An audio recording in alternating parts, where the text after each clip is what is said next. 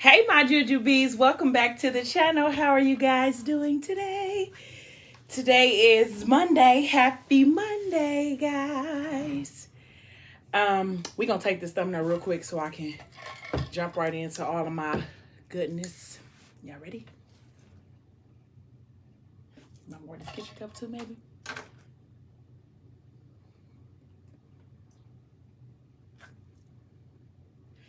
All right. How are you guys today? I don't even remember where I left off. I ain't even gonna act like I do. I know. No,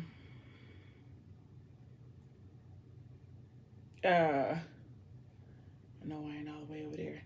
So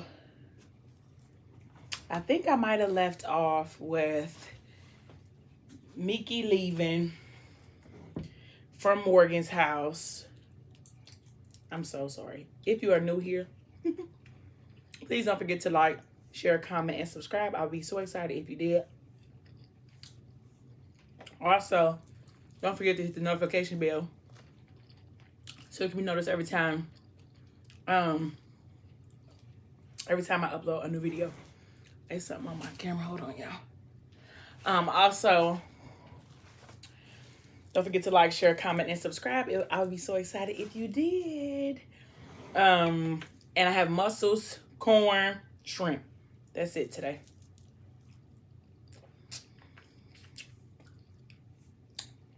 So, I think I might have left off with the part where Morgan got caught messing with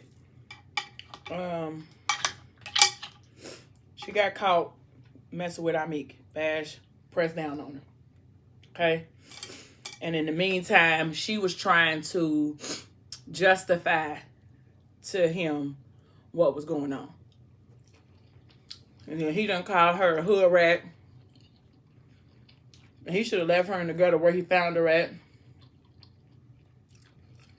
All type of disrespectful stuff. I don't like Bash. So, oh no, then we talked about, did I talk about Messiah? Because he had his own apartment. I think I did. And how he was trying to walk like, because Ethic told him like, you know, Morgan is sensitive. I think I did all that. Okay, I talked about beans. I'm sorry, y'all. This will be happening when I don't record every day.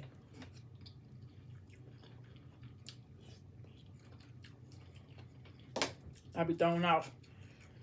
So he beat up beans. We talked about that. Okay, so here we are. Arya is in line to get her cap and gown because they close to graduation. Her and Morgan. And so you know her and Issa are together. But she tries to play it safe with Issa, like her emotions anyway. Because, you know, in the beginning, he kind of played her a little bit. So she be trying to stay clear as best way as she can with him. So he called her a couple of times while she was standing around trying to get her cap and gown. And she hit the button. So he sent her a message like, answer the fucking phone. Like, come on, quit playing with me. So out loud, she was like, nope. So he pulled up on her. He said, you must want me to bust your ass out, Lee. And so, of course, she ain't seen him coming. So he like scooped her up, put her over his shoulder. And she yelling, Lisa, put me down.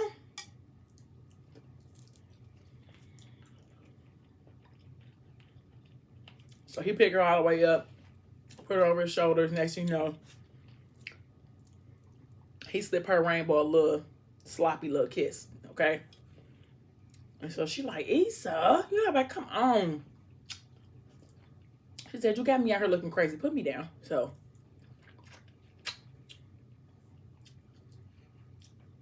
he put her down, but he like, when I call, you need to pick up the phone for me. He said, every time you put whatever man you got on hold, or whatever lameness in your face, and you pick up for me. And he bit her in the inside of her thigh. And she like, ouch. So he asked, like, you want to go for a ride with me real quick? And she like, no, like, I got something to do. Or I think she might have said, like,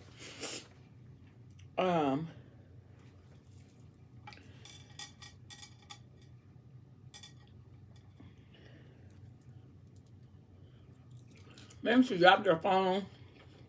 And she told him, like, I've been waiting in line for 45 minutes. No, I'm not about to just up and leave. So he goes to the front of the line. And tell the lady, like, I need a cap and gown for Aria Taylor. And so he like, now you gonna ride with me? He paid the advisor on the front to go ahead and get the cap and gown real quick. And so he like, now you gonna ride with me? Like, you ain't gotta wait in line no more. Your 45 minutes ain't going vain. You got it. And she's like, I got an audition. He said, I'll get you there. So he give her the keys to his car. And she like, I'm driving? And he like, yeah, I can't play in that thing if I'm driving. And then and he said, I ain't no driving Miss Daisy. Like, you always want to, you know, hop in the passenger seat or whatever. So they get in the car.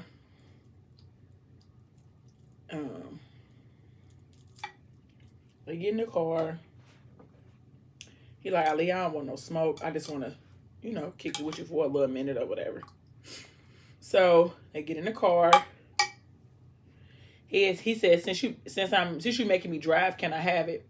He's talking about, no, you can't have it. He's talking about, I buy you a Honda or something. He's talking about hoes like Hondas. He's talking about, that's why your dusty. She's talking about, that's why your dusty mama drive. But he talking about, oh, she do got one though for real. Talking about, that's cold. So he asked like, where we going anyway? And he's like, I want to show you something. Just drive. So he put the address in the GPS. While they driving, he playing in her no spot. She trying to close her eyes. He like, Ali, open up your eyes for we crash and die. And she basically like, sorry, you know, but you know what you got going on down there. I'm like, I can't focus. So he told her like, go faster. And she like, I'm like, Issa. You know, Issa like an adrenaline junkie. Like, he ride his bike real fast. He live his life on the edge. Like, he just like that. And he just bring a Polo Aria right on for the ride. So they pull up to like this storage unit. And he take her inside. And so inside of the storage unit is money from floor to ceiling, basically. And she's like, you don't believe in banks? And he's like, nah. He said the money got to go to the bank after we clean it. Excuse me, this is where it go before. And she's like, oh, okay. And she's like, why are you showing me this? And he said, in case something happens to me, you can come here and clear it out. If I get knocked, if I get murked out here, you need to know where the stash is at. And so she said, is there something I should know? You know, like, because this is creepy. Like, why would you just all of a sudden randomly show me something like this? And so he's like, never that. You ain't never got to worry. I'm just telling you, like, I just want you to know where everything is at. I want you to be able to take care of yourself if something happens to me. She said, I'll take care of myself without you, Issa. She said, I've been taking care of myself without you. He said, I've been paying your rent for 2 years. Like, so, like, don't try to make it seem like you just had her living on your own. But for real, she just been saving up whatever money she been getting, putting it in the bank. You know what I mean? He paid the rent. She do whatever she got to do with the rest. So,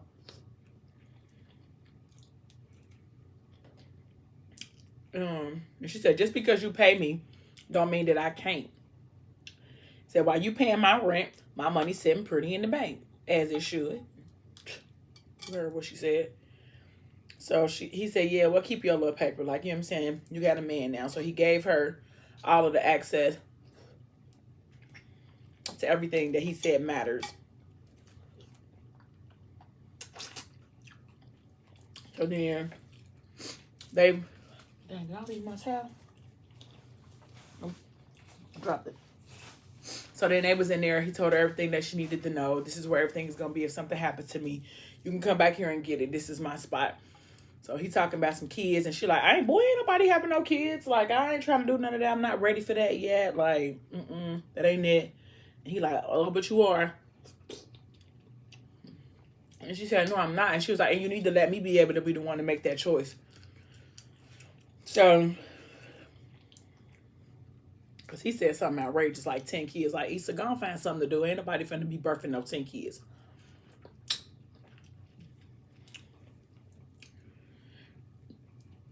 Or you're like, you just better be lucky if you even get one kid up out of me talk about no 10. Like, boy, ain't nobody about to be doing none of that. So they do what lovers do. In the way that these two lovers do. Because I know, Lisa, he kinky. Because he into like that dominatrix type of 50 Shades of Grey type of deal. So,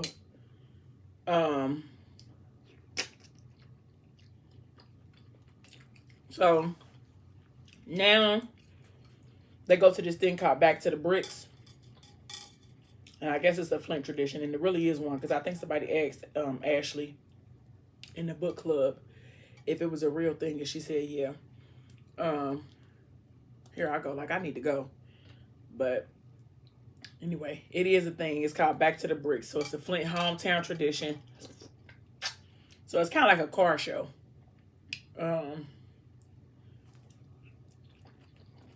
So they always have, you know, old school big bodies.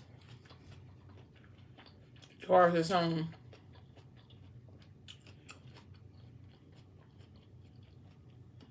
Sitting on rims or whatever the case may be. You know, fancy old school stuff. So Morgan always, of course, went because Ethic always made sure she had a vehicle to take to Back to the Bricks. And she was able to drive something old school that he didn't refurbish. So she always went. So this time her, Aria, and Bella wound up going to Back to the Bricks. So, you know, she got on her little outfit. Aria got on hers. Now, you know, Mickey and Morgan are not really speaking right now. And not necessarily because they done fell out, but just because Morgan was trying to, you know, give it a little space and honor what she told Baxter she was going to do. So she ain't really been checking for the kid. So her and Aria,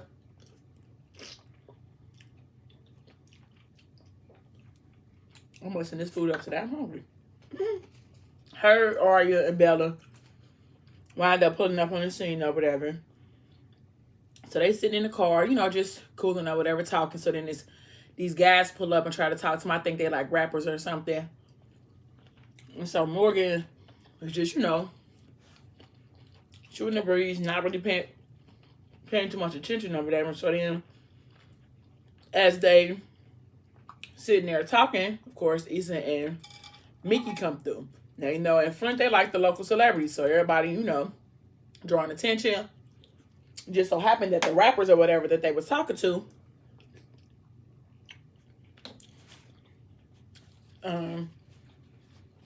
they told them, like, you know, I got some bottles for you when you get to the club tonight. Over this is Mickey talking to him.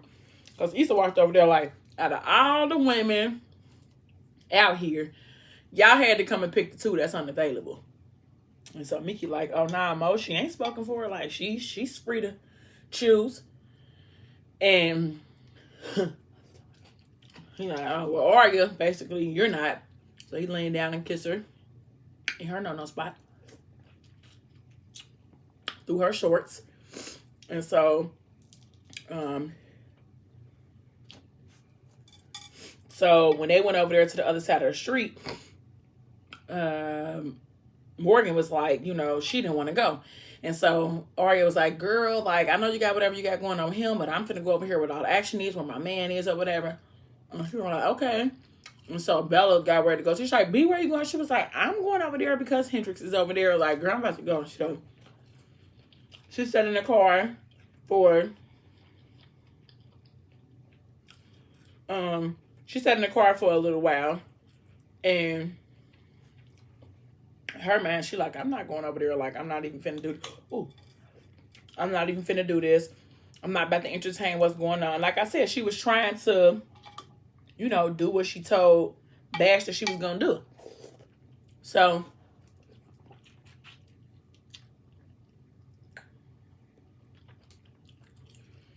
I think when they first got over there, I don't think he spoke to her or something. Or she said, "Oh, well, you can't speak." And yeah, she said you can't speak, and he said, "Nah, love, that's you with the silent treatment. I'm playing by the rules you set." So now she tried to feel some type of way or whatever. So they went over there, and so while she was sitting in the car waiting, Mickey sent her a message like, "I'm losing patience, love," and I feel like it's something in my hair. Sorry, I can see it in the camera. It be bothering me, but he said, "I'm losing patience, love." And before she could even respond, he done came walking across the street. So she tried to hurry up and, you know, speed walk away from him or whatever the case may be. So when he got over there to her, I think he might have kissed her. And like one of them one kind of kiss, you know, because I'm tired of playing with you, girl. So he kissed her. She let out one of them moans. And she's like, everybody is watching Amik. He said, I don't give a fuck, love. She said, I can't breathe. He said, me either. He said, what is you doing to me, Morgan? She said, I don't know. He said, I should be done with you, Mo. Like, I really should be. He said, I should take an L and let it be. I don't know why he don't listen to his own advice. But whatever.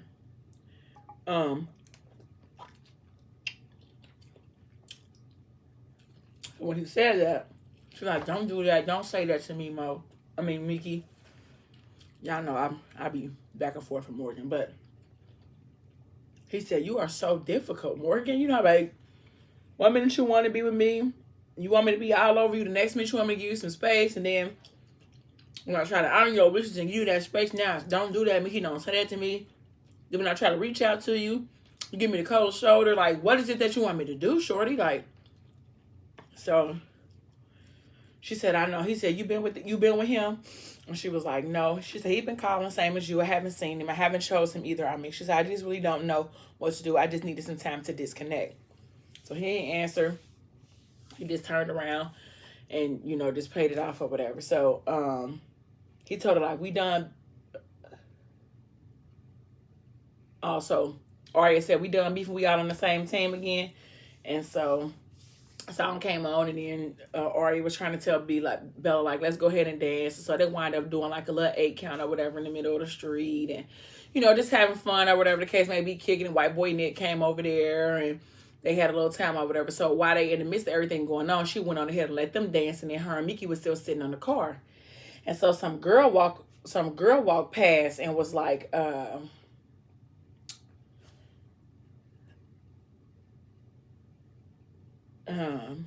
on. Some girl walked past, and I can't remember what happened. So a song came on. She started giving Mickey a lap dance, basically. So a girl walked past. She tried to get up, and he was like, nah, you stay right here, love, because you causing all type of problems. And she like big problems or whatever. So he basically kept her in front of him to conceal what he had going on down under. And so while she was sitting on his lap, some girl was like, damn, like, bitch, running through the whole damn crew. This is what Morgan was afraid of, though. You know, Flint is a small town. You know, everybody knows everybody. So, of course, everybody knew that prior to right now, she was Messiah's girlfriend. So it's not nothing new to the world that she was already with somebody who was a part of the crew or whatever the case may be. So Morgan, of course, her body got tense. Like, she was nervous, feelings hurt, everything in the above, because this is exactly what she was trying to make sure that she could avoid. She didn't want the negativity of it all, you know, like people looking at her crazy, like she done ran through the whole crew.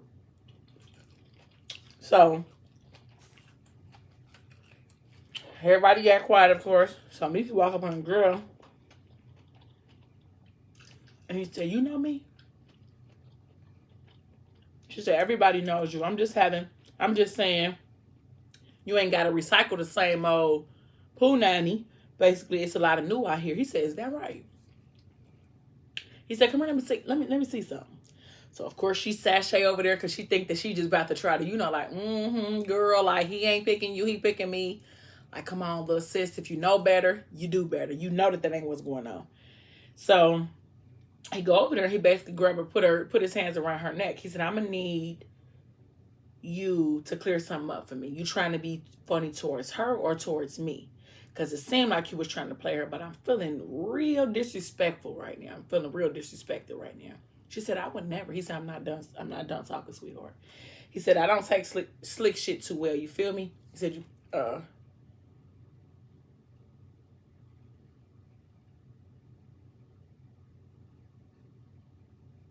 yeah. And so, he said, that's me on any given Sunday. And if you ever disrespect her again, it's going to be a problem. And so the girl like, sorry, Meek, I didn't know it was like that. Nah, the disrespect was loud. Make the apology loud, too. And he said, you wanted my attention. You got it. My eyes on you now. Put on the show. And so Morgan is like, I'm Meek. So the girl, like, of course, looked to Morgan. And she's like, I'm sorry, Morgan. I don't want no problems. And so Arya like, you sure? You sure? Because we got him if you want him. Buy one, get one free. Huh. So, come by goofy ass. That's Arya. So, she said, I want one of you hoes to jump bad out here today. Like, come on, because this is what we can do. And so she told Mickey, like, just let it go. Like, just let it go. Because she knew, like, this is something that she was going to have to deal with if she openly decided to deal with Meek. Of course, everybody was going to look at her a funny way because Meek and Messiah grew up in the hood as brothers. You know what I'm saying? So, like, it do look that way. So, she said, we knew that what people would think. I don't care, though. She said, I don't know. They don't know about us. They have no idea how wrong is. And so she said, I don't care what they say. So of course they kiss each other or whatever. He said, we making a lot of noise out here today, little Morgan. Like, I don't even know what any of this means. Like, where you at with it? Every time I press go, you press pause. Like, you on your games, love, and I don't enjoy him much. Like, she said, I can't promise I'll leave him. I don't know yet. She said, I can't promise I'll leave you either. I don't know about anything. Amik, I'm so uncertain. All I know is I breathe this, like, between us. And then she said, Mick, you got to understand. He said, I get it, Mo. I get it. You all got a family. She said, but I do want you. I can't lie and say that I don't. Like, I want this too. Can we just keep doing this? Can this just be ours? Like, I won't disappear anymore. I won't not answer your calls or get scared. I just need you to be patient with me. He said, you playing a dangerous game, Mo. She said, I know. He said, no, you're not hearing me. I'm not talking about you, Morgan. There's no danger for you when you with me. But you risking that nigga life. He said, I told you before it started how I am over mad now. If you ain't mad, let me know so I can dial it back. But if you mad, Mo, like, damn, love. Like, if a nigga blessed to call you mad, she put her head down. He said, look at me. I'll put a nigga on his back for you, love. Don't make me. You know how I just don't make me. And this is where I was, like, so on a fence with Morgan. Like, I feel like she should have just, like, girl, you took him through too many emotions and you were still tied to Bash. Like, if you really were about to let Bash go and you knew it was a reason or whatever the reason might be that you can't let him go, don't drag Mickey through the mud like that. And y'all know I'm a Messiah lover at heart, but I did not like the way that she handled him or how he allowed her to handle him. Like, I didn't like that. Like, how you basically agreed to be the side piece with her, because she basically said, like, I can't say that I'm gonna leave him and I can't tell you that I want to stop messing with you. Can we just do this? Like, so you basically agreed to being the side piece, trying to tell her don't give none of herself to her fiance while she with you. Like, come on, y'all playing a dangerous game. So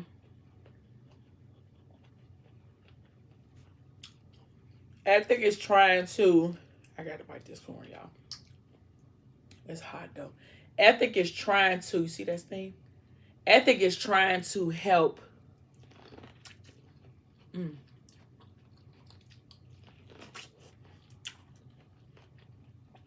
hot. Messiah have, like, legitimate business. So he basically gave him, like, a funeral home.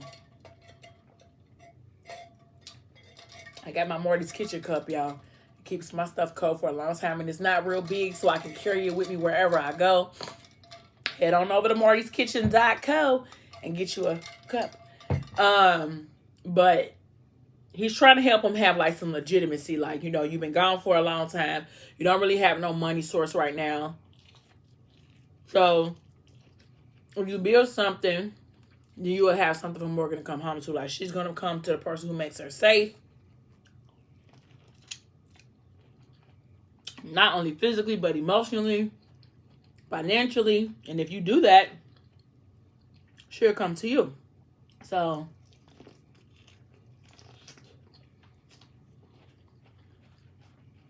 he rented out of space. They're going to gut it all out and make it be a funeral home, Williams Funeral Home. Well, he was telling him, like, about family and stuff like that. You know, Messiah think that he can't have kids because of the chemo or whatever, not knowing that the 2 kids that Morgan have do belong to him. So, because he was telling him, like, this is your legacy. This is what you're going to leave for your children. And that's when he was like, ain't no legacy. Like, I gave up legacy when I went through chemo. And so he didn't tell him, like, you can, those are your kids. He said, you don't know what the future holds for you, Messiah. It matters. That was his way of trying to tell him, like, you do got a legacy. 2 of them things. So he told him, like, I know the rage that you got built up inside of you. All this stuff around here got to be gutted out. So you can go ahead and get to work. So he left Messiah to his antics. He tore it all down. Sledgehammer, went to work. So he was so caught up in the moment, he didn't even hear Blue walk in. And so when he got to the last little piece, of course, he let out this real loud, you know, I'm like, oh, I'm just so sick and tired. And I know he probably got like 1,000 things that's built up inside of him, because Messiah, we all know, has had to endure a lot. So then that's when Blue walked in and said, "She's like, so now you got to rebuild it." And she said, "You tore it all down, Messiah. Are you done now? Tearing things down? Are you tired of fucking shit up? Like, tear yourself down all you want. You still the dopest person I know." And she said, "And when you gonna be ready to do something different, Messiah? You tore it down. You tore your life down. Now you got to rebuild it. I'd love to see that." And he said, "I can't." And she, I guess he must have been, you know, looking away. She said, "I'm not up there. I'm not over there either." And he said, "Shit's just so fucked up. Be like, I'm so close to her, but I ain't got shit to offer her, so I can't go back empty-handed." He said, she said, "So give her your heart." That's enough. And so he just was like, you know, like last night he get us to this discussion over there. He's like, "What you doing over here anyway?" She was like, "Your vitamins, you left them at the house. You said they hurt your stomach, so I figured you need some food with them." He said, he said, "What are you, be my mama?" And she said, "Call me whatever you want to call me for you to take these vitamins." He said, "I'd be a much better man, B, if I came up with a mama like you. God didn't put good shit like that in my life." And she said, "You know, you could talk to me right about whatever, Messiah. It doesn't have to all live inside of your head." He said, some shit you just don't say, B." She said, "Well, other people, I get that. But with me, you can say everything. Like, there's nothing that you could ever do that would make me switch up on you." He said, "I ain't do shit. What's on my soul was something different. Shit is black." So she was like, black like eating dog food off a dirty basement floor. She was like, or black like not knowing who your son's father is because you were on a crack being just so bad that you let a man go in you so you can smoke for free. Darker than that. And he like, word? Like, you was hoeing, B? Hoeing, bruh. And then she said, "Don't do that." He said, "Don't do what? Don't be ashamed." He told her, like, don't be ashamed of any of the stuff that you had to fight through. She said, "I'll stop if you stop." And so he said, "It's hard, B." She said, "I know." And he said, I wake up at night in cold sweats because I don't really like the sleep thing. You know, late night is when he would come in my room. So he said, I could still smell his sweat. I could feel the weight of him. He was so heavy. I couldn't breathe. Y'all know I get emotional. That's why I hate doing certain parts of this book. But, and she said, what the fuck are you looking at, ugly? And, he was like, a change. Now that you know, I'm looking for a change in you. He said, knowing that doesn't change how I feel about you. I'm sorry that happened to you. Fucked up shit happens. People are disgusting. And whoever did that to you, he said, my father. She said, well, your father is disgusting. He's filth, Messiah, and I hope he dies a long, miserable, painful death for what he did to you. But the man you are, the man in front of me, you're so far removed from the little boy who went through that, Messiah. You survived. You don't have to be mean or prove that to anybody. And people knowing your past doesn't change who they see right now. You're a beast, Messiah. A whole king out here. Like, stop getting in your own way because you're ashamed of stuff that you couldn't control. You looking for me to feel sorry for you or to judge you? I don't feel none of that. She said, I respect you more. I love you more, never less. I'll never love you less. If you tell her, she'll understand. She'll take you back. But you got to tell it all to her. Stop giving her half of you. You're like, nah, that ain't for Mo. Shorty ain't built for that. That's for you, B. Just for you. For you to know so you can know me. I don't want to hide shit from you. You the realest on my team. I want you to know everything. Keep that safe for me. Always. She said, I know you can't see Mo yet, but what about Issa? What about me? He like, nah, she's the first. Nobody's seeing my face before her except you. So I'm going to stop right there. So we know the relationship that Blue and Messiah have. And a lot of people are on the fence about if it's healthy, if it's something that he should still indulge in, even though he's trying to go back to Morgan. But him and Blue are best friends. She's literally his safe haven. She's his home. We always think that Morgan is home, but Blue is home for Messiah. Like, I don't like how sometimes he emotionally dumps on her, but at the same time, he still is available for her. The way he loves her is completely different than the way he loves Morgan. I don't think that he even realizes it yet. Well, I'm going to stop right there. So if you are new here, please don't forget to like, share, comment, and subscribe. Also, don't forget to hit the notification bell so that you can be notified every time that I upload a new video. Also, don't forget to like, share, comment, and subscribe. You can follow me on Instagram at JewsLife7, I believe it is. And then on Facebook at Cherie Jew. I also have a podcast that I'm a part of. It's called Alpha Female Association.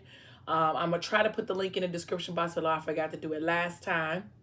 But I will see you guys tomorrow. Maybe not the same time, but definitely the same place. Until next time. Bye, my jujubes.